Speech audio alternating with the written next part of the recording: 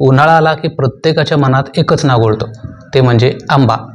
आपल्या देशात आंब्याला धार्मिक, आर्थिक आणि सामाजिक दृष्टिकोनातूनही अनन्यसाधारण महत्त्व आहे।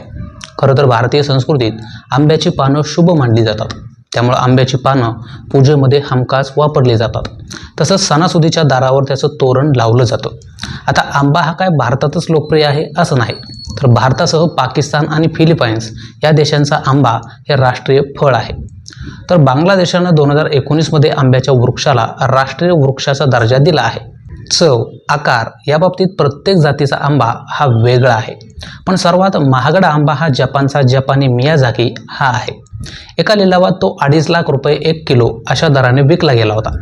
जगभरात लोकप्रिय असलेल्या या आंब्याच्या अशाच काही रंजक गोष्टी आपण या व्हिडिओच्या माध्यमातून समजून घेणार आहोत। चला तर मग व्हिडिओला सुरुवात करूयात। आंबा म्हणजे फळांचा राजा।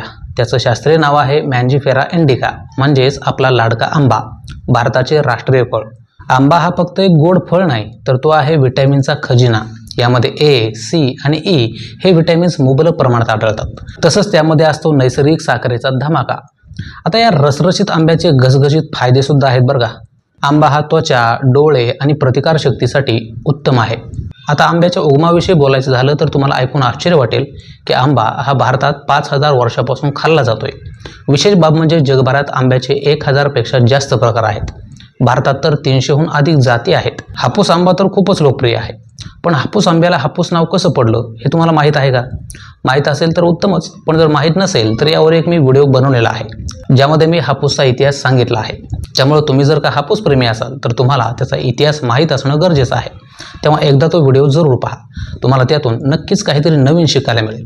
असो, तर हापूस व्यतिरिक्त केसर, आम्रपाली, लंगडा, तोतापुरी, दशेरी, नीलम, चाऊस, चावसा, बागापल्ली, गावरान, खोबऱ्या, चंद्रमा, पिद्दारा, स्वर्णरेखा, मँगो ग्लास, चिन्नारसम या आणि अशा अनेक स्थानिक जाती भारतात आढळून येतात। यातली काही नावं तर काहींनी पहिल्यांदाच ऐकली असतील। आंब्याच्या लागवडीविषयी बोलायचं झालं तर तो भारतात सगळीकडे पिकवला जातो, पण विशेषतः महाराष्ट्र, आंध्र प्रदेश, उत्तर प्रदेश आणि गुजरातमध्ये आंब्याची लागवड मोठ्या प्रमाणात केली जाते। खरं तर आंब्याचा हंगाम फक्त उन्हाळ्यातच असतो। एप्रिल ते जून हा आंब्याचा सुवर्ण काळ असतो, म्हणून आंब्याचा गोडवा जर अनुभवायचा असेल तर मे महिना लक्षात ठेवा। खरं तर आंबाच नाही तर आंब्याचं लोणचं, आमरस, मुरंबा, बर्फी हे पदार्थही आवडीने खाल्ले जातात। पण हा आंबा एवढा खास का आहे, तर त्याचा गोडवा फक्त जिभेवर नाही तर त्याच्या आठवणी उरात घर करून राहतात। तर तुमचा आवडता आंबा कुठला ते कमेंट करून जरूर सांगा। आणि व्हिडिओ जर आवडला असेल तर व्हिडिओला जाता जाता फक्त एक लाईक करा, ही माहिती इतरांनाही शेअर करा आणि असेच माहितीपूर्ण व्हिडिओज पाहण्यासाठी चॅनलला सबस्क्राईब करा।